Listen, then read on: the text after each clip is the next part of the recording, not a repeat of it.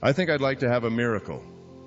That part of you, which is the part of you that creates your entire life, is the part where the doubt is. And banishing the doubt really means coming to a full and complete awareness that you are not a human being having a spiritual experience. But indeed, that it's the other way around, that every single one of us are spiritual beings having a human experience. And the quality of that human experience in the physical world is dependent exclusively upon how we connect with and use that invisible part of ourselves. The part that you cannot find in an autopsy, the part that you cannot weigh, that invisible no soul always with you. That is the observer. And you got to get really comfortable with this observer. And you got to understand the 7 words. I think that the most important ever strung together came out of Proverbs in the Old Testament. As you think, so shall you be. As you think, so shall you be. Now, it doesn't say as you be, so shall you think, even though that's how most of us run our lives. Those words are really all crucial. Because once you get it and understand that what you think about is what expands, as you think, so shall you be is what rules the universe. Once you know it, not just believe it, but once you know it, then you start getting real careful about what you think about. Real careful, because all of those thoughts, all of those doubts are the things that will manifest themselves into your life. Now, it's a real simple matter to shift around and begin to pay attention first to the spirit, the invisible side of you, and secondly to the physical part of it. Most of us don't do that, and it's such a simple matter. I can give you just like a real brief example how it works. Most of us are as you be, so shall you think kinds of people. So that when things happen to us in the physical world, whatever they may be, we allow our inner world to be affected by them. And so between my office and my home, it's a 17-mile drive that I make every day, twice a day. Now, there was a time when I would get in my car when I wasn't as you be, so shall you think kind of person. When I didn't understand the simple work that James Allen wrote in the last century when he said, circumstances do not make a man, they reveal him. The circumstances of our life reveal the kinds of choices that we've been making.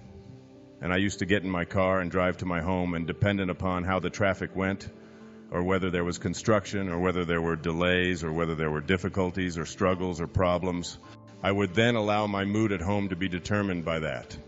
And then I learned how to shift that and how to first begin to visualize in my mind what it is that I wanted this trip to be like for myself. And I do this every day now. Before I get in the car, I get a picture of how it's going to be in the next half an hour. Very peaceful. It takes me about a minute and a half. 2 or 3 deep breaths. Is it going to be a peaceful, wonderful trip home? I'm not going through any yellow lights. The little lady who drives that 1977 Cadillac in the left-hand lane, she's had the seat removed from her car. She sits on the floorboard, and you can just see this little head sitting up there. She has signed an oath to drive around aimlessly, delay me. She's in divine order. She's exactly where she belongs. I'm going to bless her today instead of being mad at her. I'm going to understand that this is a perfect universe and that it's all in order and I don't have to rush. And if there's construction, it's supposed to be there, and there's no accident. There's no accidents. And I'm going to take my time, and I'm just going to be very peaceful. Only hope, as you think, so shall you be. Then I get in the car, and there she is, sure enough.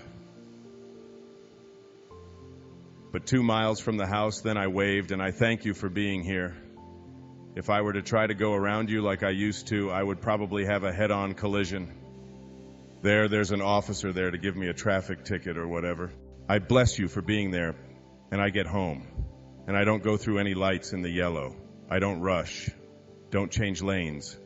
Very peaceful. Then I get home at the same time every day. Same time I used to. Only I'm now allowing myself to understand a very simple premise. I learned it from a good friend of mine named Edgar Mitchell. Edgar is a man who was the Apollo 14 commander in 1971. He's a neighbor of ours.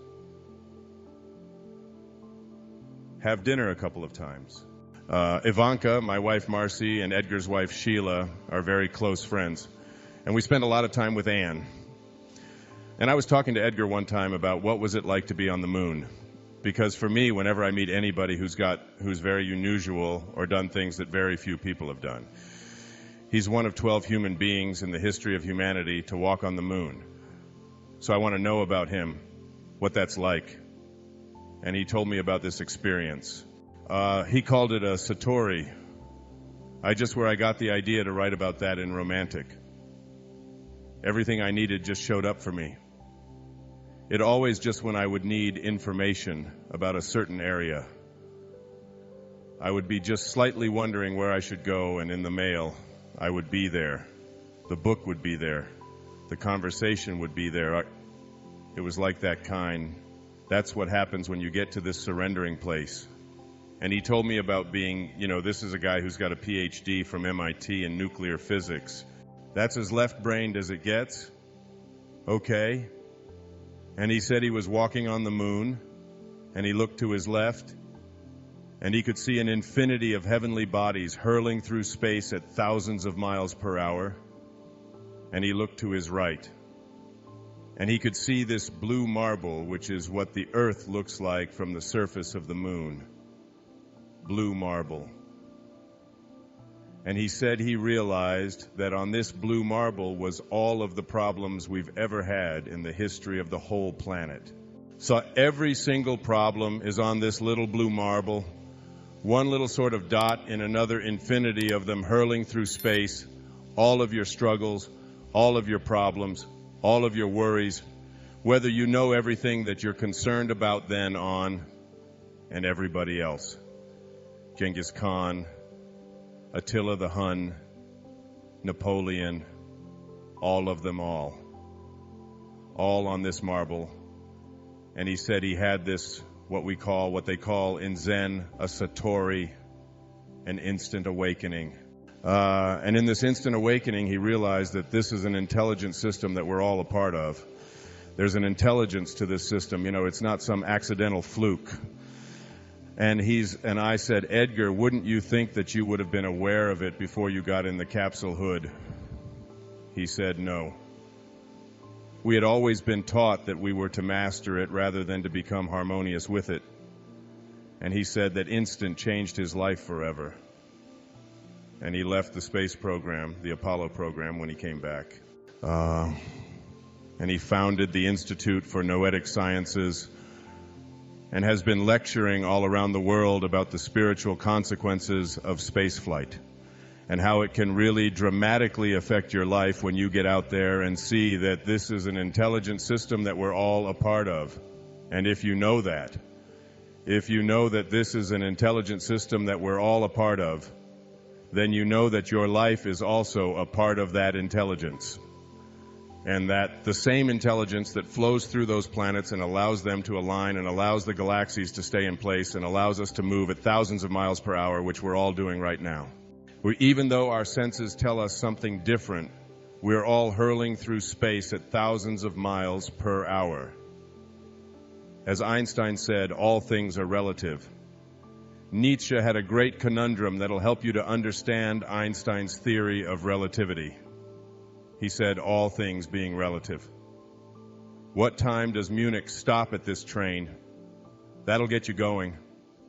So this intelligence, this divine intelligence, this invisible mist, this organizing intelligence that flows through everything is also flowing through you and through everything. It's not like there's a separate intelligence for you and a separate one for me, except for God for you and a separate God for you. It isn't like that. This is a universe, one verse, one song, a universe. It's all one. And there's an intelligence about it all. And so, in order to be able to banish the doubt about your capacity to manifest miracles for yourself in your life, you have to know that your life is a part of this intelligence. and that it, like everything else from the tiniest little microscopic dot to the galaxies and the cosmos, all has a purpose. There's a purpose to it all. And now when you get that and banish the doubt, you begin to realize that everything that has happened to you up until this moment right now is a part of that intelligence. It's all part of that.